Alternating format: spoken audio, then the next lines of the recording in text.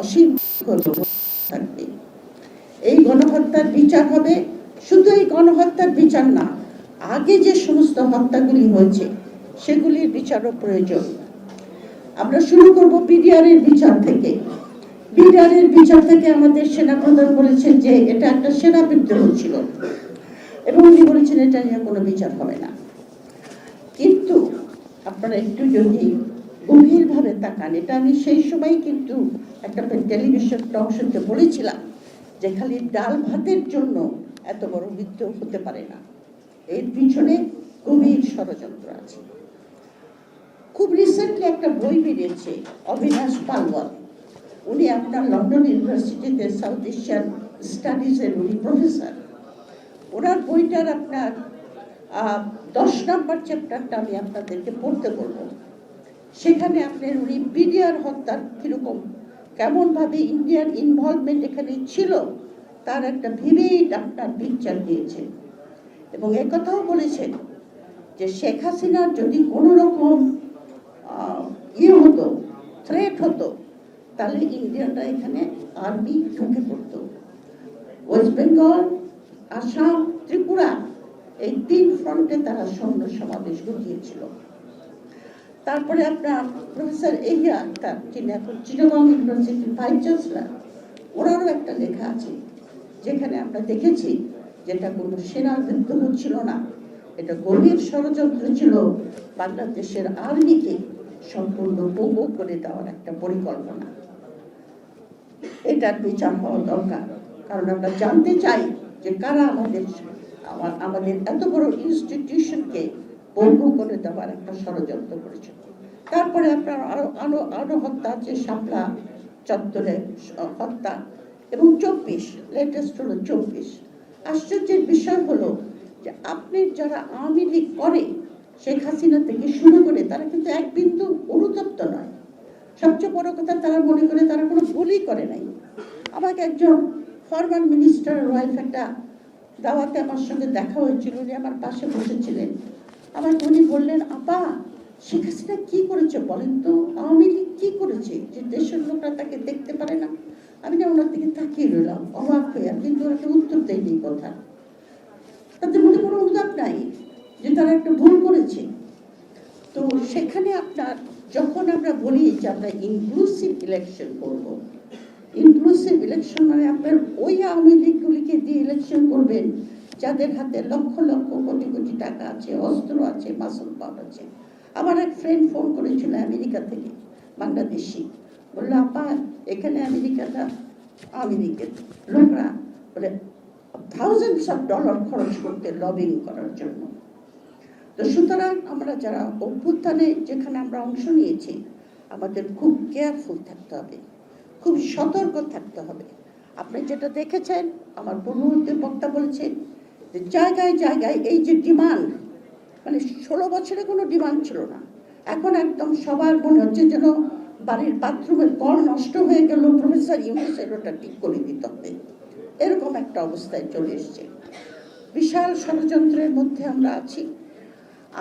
আমাদের সবাইকে খুব কেয়ারফুল থাকতে হবে এবং আমাদের দেশকে এগিয়ে নিতে হবে সেই কাঙ্ক্ষিত আকাঙ্ক্ষাতে, যেখানে আমরা স্বপ্ন দেখেছি যে বাংলাদেশে আর কোনো ফ্যাসিস্ট রেজিম আসবে না, মানুষের ন্যূনতম অধিকার প্রতিষ্ঠা হবে, গ্রাসরুট ডেমোক্রেসি তৈরি হবে।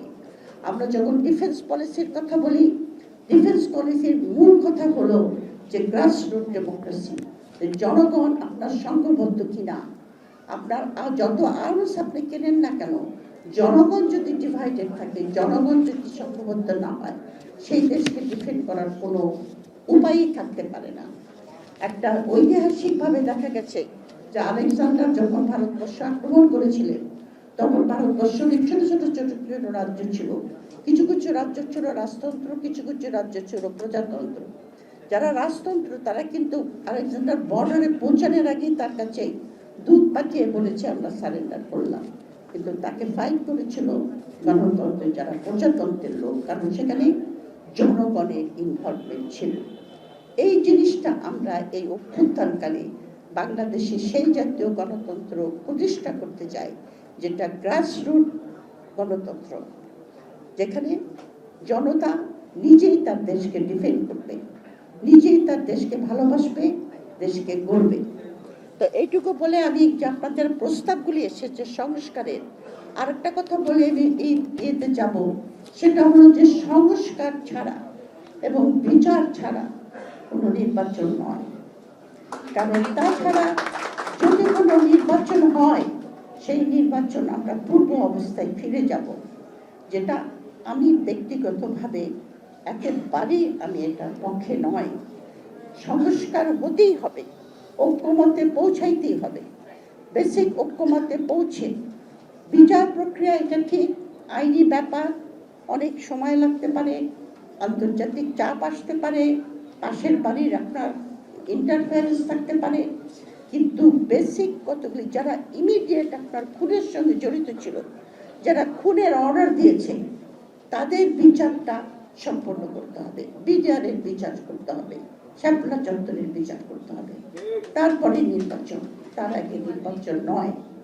সেই নির্বাচনে আমরা আবার পূর্ব অবস্থায় ফিরে যাব, সেখানে আমরা ফিরতে চাই না। তো আমার সংস্কারের ভিতরে এখানে যেটা কিছু কিছু পয়েন্টে আমি পড়েছি, আপনারা যেটা পাঠিয়েছেন আমার কাছে, বেশিরভাগ ইয়েতে আমি একমত পোষণ করি, দু একটা ব্যাপার ছাড়া। একটা হলো দ্বিকক্ষ বিশিষ্ট আপনার আইনসভা, যেটা ফুয়াদের সঙ্গে আমি ডিসএগ্রি করছি। কারণ দ্বিকক্ষ বিশিষ্ট পার্লামেন্ট কিন্তু চেকস অ্যান্ড ব্যালেন্সের একটা অংশ। কারণ লোয়ার হাউসে যদি আপনার কোনো আইন পাশ করে, সেটা আপার হাউসে গেলে পরে তারা সেটাকে আবার স্ক্রুটিনাইজ করে। তারা আইনটাকে পাশ করতে পারে না, কিন্তু তারা সেটাকে পর্যবেক্ষণ করে, পর্যালোচনা করে এবং তাদের সাজেশন নিয়ে লোয়ার হাউসে পাঠিয়ে দেয়। পাঠিয়ে দেওয়ার পরে লোয়ার হাউস যে সমস্ত সাজেশন এসেছে, এগুলি দেখে আপনার আইনটা পাশ করে। এটা সাম কাইন্ড অফ চেক। আমরা যেটা বলতে চাচ্ছি যে ক্ষমতার কেন্দ্রীভূত করতে দেব না। ক্ষমতার কেন্দ্রীভূত হলেই ফ্যাসিস্টদের উত্থান ঘটে। তো চেকস অ্যান্ড ব্যালেন্স কিন্তু আপনার দ্বিকক্ষ বিশিষ্ট একটা পার্লামেন্ট কিন্তু একটা ইয়ে আর কি, ইয়ে বলতে পারেন এলিমেন্ট, একটা প্রক্রিয়া এটার ভিতরে। কিন্তু আপনার উনি চলে গেছেন, শরীফ, উনি ছিলেন শরীফ, ওনার নাম না, যে আপনার উচ্চকক্ষে কিভাবে আপনার ইয়ে হবে, রিপ্রেজেন্টেশন আসবে। ফুয়াদ বলেছে যে এটা আমাদেরকে এনকারেজ করবে যে সমস্ত ওই মমতাজ রহজানদের মতো আজে বাজে লোকজন এখানে ঢুকে যাবে। এখন আমাদের দেশে সবচেয়ে বড় কথা, অনেকেই বলেছে যে এই মানে চোরের, উনি বললেন যে চোরের খড়ি পেয়েছি, যাকে ক্ষমতা দেওয়া যায় সেই এটা করে। তো আমাদের পলিটিক্যাল কালচার যদি এরকম হয়, তাহলে কিন্তু আমাদের জন্য ডেমোক্রেসি এস্টাবলিশ করা খুবই অসুবিধা হবে। আপনার বিশেষ করে আপনি যদি পার্লামেন্টারি ফর্ম অফ গভর্নমেন্টের কথা বলেন, পার্লামেন্টারি ফর্ম অফ গভর্নমেন্ট কিন্তু আপনার বেশিরভাগই চলে নর্মস এবং কনভেনশন দ্বারা। আপনি কনস্টিটিউশন যাই লিখে দেন না কেন, এটাকে কিন্তু আপনার যদি আপনার ডেমোক্রেটিক কালচার, নর্মস, কনভেনশন, যে এটা করলে পরে লোকের অসুবিধা হবে, জনগণ পাবে না, তাহলে এই সিস্টেমটা চলতে পারে না। সেই জন্য অনেক দেশে, ধরেন ফ্রান্সে, তারা কিন্তু পার্লামেন্টারি সিস্টেম থেকে প্রেসিডেন্সিয়াল সিস্টেমে চলে গেছে। আর প্রেসিডেন্সিয়াল সিস্টেম মানে মনে করেন না যে আইয়ুব খানের presidential system. Presidential system can be equally Democratic, কিন্তু প্রেসিডেন্সিয়াল সিস্টেমে যেটা হয় যে ক্ষমতার ডিভিশনটা, বিভাজনটা খুব পরিষ্কার, কার কি কাজ সেটা পরিষ্কার। কিন্তু পার্লামেন্টারি সিস্টেমকে, যেটাকে আমরা বলি ফিউশন, এক্সিকিউটিভ আর লেজিসলেচারের একটা ফিউশন, সেখানে আপনার নর্মস অ্যান্ড কনভেনশনের অত্যন্ত প্রয়োজন হয়। কিন্তু পার্লামেন্টারি সিস্টেম যে কাজ করে না তা তো না, পৃথিবীর অনেক দেশই কাজ করে, ইন্ডিয়াতেও কাজ করছে। কারণ এখানে আপনার পলিটিক্যাল কালচারটা খুব ইম্পর্টেন্ট, সেটা না হলে পার্লামেন্টারি সিস্টেমকে কাজ করা খুবই মুশকিল হয়ে যায়। তো আমরা আশা করব আমাদের young generation political culture, Democratic political culture practice করবেন, এবং যে ধরনের ইলেকশন প্রসিডিওর আপনার আপার হাউসে দিয়েছে সেটা আমি একটু দ্বিমত পোষণ করছি। কারণ যারা লোয়ার হাউসে জিতবে, নিম্নকক্ষে, তাদের প্রপোর্শন অনুযায়ী যদি তারা ওইখানে আবার প্রতিনিধি পায়, তো তাহলে তো একই হবে। আমি বিএনপি 48% পেল, তারা আবার আপার হাউসে 48 পাবে, আর যারা 5% পেয়েছে তারা আবার 5 পাবে। তো এটা তো বলতে গেলে এক ধরনের ওই যে মহিলাদের সংরক্ষিত আসন দেয় ওই রকম একটা ব্যাপার হবে। সুতরাং আমরা আপার হাউসে যেটা সাজেস্ট করতে পারি সেটা হলো মিক্সড ইলেকটরাল সিস্টেম। কিছু আপনার পাস পোস্ট মেজরিটেরিয়ান ইলেক্টর আর কিছু প্রপোর্শনাল। লোয়ার হাউসে যিনি প্রস্তাব দিয়েছেন প্রপোর্শনাল রিপ্রেজেন্টেশন, সেটা আমি দ্বিমত পোষণ করি। কারণ যদি প্রপোর্শনাল রিপ্রেজেন্টেশনের দ্বারা লোয়ার হাউসে আপনি প্রতিনিধি পাঠান, তাহলে ছোট ছোট ছোট ছোট দলগুলিও কিছু কিছু প্রতিনিধিত্ব পাবে। এর ফলে সরকার গঠন করা এবং বিরোধী দল গঠন করা কঠিন হয়ে পড়বে বলে আমি বিশ্বাস করি। সুতরাং প্রপোর্শনাল রিপ্রেজেন্টেশন লোয়ার হাউসে এটা আমি কিছুতেই মনে করি যে আমাদের জন্য শুভ হবে না। আর দ্বিতীয় হলো যে আপনার আপার হাউসে আপনার যে প্রসিডিওরটা দিয়েছে এই প্রসিডিওরটা আমি মনে করি ওটা লিমিটেশন মহিলাদের সংরক্ষিত আসনের মতো হবে। দ্বিতীয় জিনিসটা যেটা আমি আপনার সাথে সঙ্গে একটু শেয়ার করব সেটা হলো যে সংসদে আপনার ওই যে আপনার 70 আর্টিকেল 70-কে অ্যামেন্ড করার প্রস্তাব দিয়েছে। ওটা একদমই ঠিক, কারণ ওটাতে আপনার সংসদের ইয়েতে আপনার হয়ে যায়, স্বাধীনতা থাকে না। তবে সবচেয়ে বড় কথা হলো যে আমরা এখানে একটা জিনিস খুবই, যে জিনিসটা এটা এর মধ্যে আসেনি, আপনাদের সংস্কারের মধ্যে আসেনি, সেটা হলো রাজনৈতিক দলগুলির মধ্যে গণতন্ত্রের চর্চা। রাজনৈতিক দলগুলি যদি গণতান্ত্রিক না হয় তাহলে তারা কি করে দেশে গণতন্ত্র প্রতিষ্ঠা করবে? রাজনৈতিক দলগুলি যদি আমরা জানি যে পার্লামেন্টে আজে বাজে লোক যায়, কেন যায়? নমিনেশন বিক্রি করা হয়। নমিনেশন যদি আপনার যেটা উন্নত বিশ্বে যেখানে পার্লামেন্টারি সিস্টেম আছে সেখানে নমিনেশনটা আপনার গ্রাসরুট থেকে লিস্ট পাঠিয়ে দেয়, যেটা পার্লামেন্টারি নমিনেশন কমিটি থাকে, সেইখান থেকে তারা একজনকে নমিনেশন দেয়। কিন্তু যখন নমিনেশন বিক্রি হয় তখন আপনার আজে বাজে দুর্নীতিপরায়ণ লোক এরা আপনার নমিনেশন নিয়ে আপনার পার্লামেন্টে ঢুকে। সুতরাং এটা আপনার গণতান্ত্রিক প্রসেসে এটাকে বন্ধ করতে হবে, যে নমিনেশন পার্টির ভিতরে গণতন্ত্র আসবে এবং পার্টির নমিনেশন আসবে গ্রাসরুট লেভেল থেকে। ওটা শহরে বসে, কেন্দ্রে বসে পার্লামেন্টারি কমিটি গঠন করে নমিনেশন বাণিজ্য করা বন্ধ করতে হবে। প্রধানমন্ত্রীর 2 বার হওয়া না হওয়া নিয়ে প্রশ্ন উঠেছে, এটাও কিন্তু নির্ভর করে আপনার পার্টির গণতন্ত্রের ভিতরে। পার্টির ভিতরে যদি গণতন্ত্র থাকে তাহলে পার্টি কিন্তু যে প্রধানমন্ত্রী আনপপুলার হয়ে গেছে তাকে সরিয়ে দেয় পার্টির লিডারশিপ থেকে। যেমন ইংল্যান্ডে এখন ইলেকশন হয়েছে, ইংল্যান্ডে কনজারভেটিভ পার্টির লিডার কে ছিলেন আপনার, ওনার নাম কি জানি, সুনেক। তো তিনি আপনার কিন্তু যেহেতু পার্টিকে সে জিতাতে পারেনি, তার কিন্তু পার্টির লিডারশিপে চলে গেছে। সুতরাং আপনার ওটা সবসময় আইন দিয়ে সব কিছু করা যায় না। কতগুলি জিনিস আছে আপনার পার্টির গণতন্ত্রের ব্যাপার আছে, সেটা আমি এই রিপোর্টে দেখি নাই। আমি আশা করি আপনারা সেটা ইনক্লুড করে নেবেন। আর একটা জিনিস আপনারা যেটা ভোটারের বয়সের কথা বলেছেন 16, এটাও আমি এগ্রি করতে পারছি না। কারণ 18 বছর পৃথিবীর সব দেশে একটা লিগ্যাল বয়স। কারণ মানুষের ডেভেলপমেন্ট ব্রেন থেকে শুরু করে মানসিক যে ডেভেলপমেন্ট সেগুলি 18 বছরের আগে সাধারণত যারা সাইকিয়াট্রিক এবং ডাক্তার তারা মতামত দেন না। আর প্রার্থী হওয়ার বয়স আমি মনে করি 25 বছর ঠিকই আছে। লাস্টলি আমি যেটা বলবো, নারীর ক্ষমতায়ন, এই জিনিসটা আপনারা কিন্তু খুবই শুভঙ্করের ফাঁকিতে পা দিয়েছেন। শুভঙ্করের ফাঁকিটা হলো বলেছে 100 জন সংরক্ষিত মহিলা আসন। তো 100 জন কে, আমি কোথায়, কোন কনস্টিটিউয়েন্সি থেকে তারা? তালিকা আপনি কনস্টিটিউয়েন্সি বলে দেবেন যেটা নারীর কনস্টিটিউয়েন্সি, এই 100টা নারীর কনস্টিটিউয়েন্সি। আমি জিজ্ঞাসা করেছিলাম বদিউল আলম মজুমদার সাহেবকে যে আপনি এটা কিসের ভিত্তিতে এই সংরক্ষিত আসন তাদেরকে দেবেন। বলে না আমরা একটা ঘূর্ণীয়মান পদ্ধতি করব। আমরা ঘূর্ণীয়মান পদ্ধতি মানে কি? বলে একটা কনস্টিটিউয়েন্সি থেকে একটা নারী ইলেক্টেড হবে, উনি ওইখান থেকে 3 বার ইলেক্টেড হবে, তারপর ওটা উনি ছেড়ে দিয়ে আরেকটা কনস্টিটিউয়েন্সিতে যাবে। এটা মানুষ একটা কনস্টিটিউয়েন্সি ডেভেলপ করে সারা জীবন ধরে, এমনকি তারা মরে যাওয়ার পরে যদি খুব ভালো থাকে সে তার ছেলে সেই কনস্টিটিউয়েন্সি থেকে, কে আপনার ঘূর্ণীয়মান পদ্ধতি থেকে আজকে কনস্টিটিউয়েন্সি থেকে কালকে সেই কনস্টিটিউয়েন্সি থেকে ইলেক্টেড হবে? এই প্রশ্নটা আপনারা উঠাবেন। হোয়াট ইজ দিস ঘূর্ণীয়মান পদ্ধতি? এখানে নারীর একটা শুভঙ্করের ফাঁকি দেওয়া হয়েছে।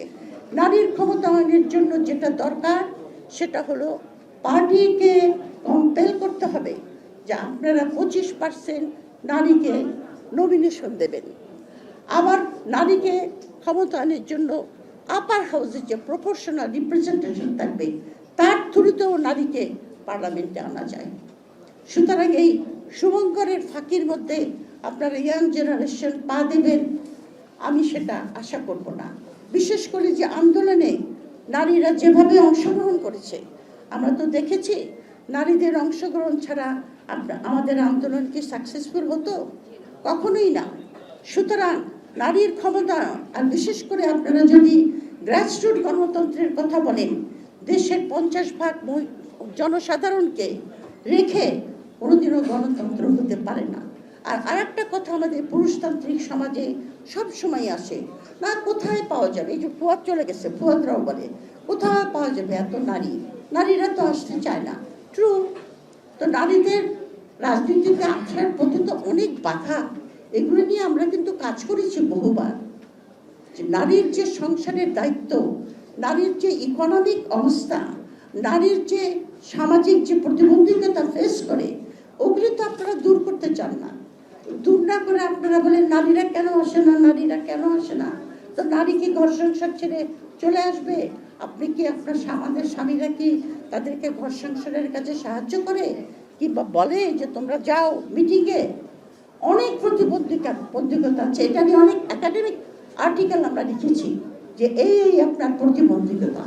তো প্রতিবন্ধকতা দূর না করে আপনি যদি ব্লেম করেন যে মেয়েরা আসে না পলিটিক্স করতে, তাহলে তো আমি বলবো এটা খুব একটা অন্যায় হবে। আমি আশা করব এই নতুন জাতি তারা যখন অগ্রসর হবে, নতুন জেনারেশন তারুণ্য নিয়ে তারা নারীকে পিছনে ফেলে যাবে না। এটা যদি আপনারা পিছনে ফেলে যান তাহলে আমি বলবো আপনাদের অগ্রগতি বাধাগ্রস্ত হতে বাধ্য। এই কথাটা বলে আমি আমার বক্তব্য শেষ করব। শেষে আমি যেটা বলবো যে সংস্কারের যে ঐক্যমত, এখানে এক ভদ্রলোক বলেছেন, আমি সেটার সঙ্গে একমত। আমি আপনাকেও জিজ্ঞাসা করছিলাম যে আপনারা যে ঐক্যমতটা করবেন, এই ঐক্যমতটা ইমপ্লিমেন্ট করবেন কী করে? তো উনি বললেন গণপরিষদের নির্বাচনের দ্বারা, তাই না? তো গণপরিষদের নির্বাচন দ্বারা তো একটা লিগাল ফ্রেমওয়ার্ক লাগবে। এটা আমি একটা আর্টিকেলে লিখেছি যে একটা লিগাল ফ্রেমওয়ার্ক লাগবে। ঐক্যমতটা তৈরি করে একটা লিগাল ফ্রেমওয়ার্ক দিতে হবে, যে ওই ফ্রেমওয়ার্কের আন্ডারে গণপরিষদের ইলেকশন হবে। দ্যাট মিনস দ্যাট ওই গণপরিষদটা যে ঐক্যমতের চার্টারটা তৈরি হয়েছে সেইটাকে তারা পর্যালোচনা করে ওটাকে অ্যাডপ্ট করে প্লেবিসাইট দিয়ে দেবে। প্লেবিসাইট দিলে পরেই সংবিধান অ্যাডপ্ট হবে। তখন ওই সংবিধানের আন্ডারে যে ইলেকশন হবে সেখানে আপনার ওই পার্টি বেসিসের ইলেকশনটা আসবে। এই লিগ্যাল ফ্রেমওয়ার্ক দরকার আপনাদের। তো এটা বলে আমি বক্তব্য শেষ করব। অনেক ধন্যবাদ। অনেক তরুণকে এখানে দেখছি, সবার প্রতি আমার শুভেচ্ছা। আপনারা আমাদের দেশকে এগিয়ে নিয়ে যাবেন।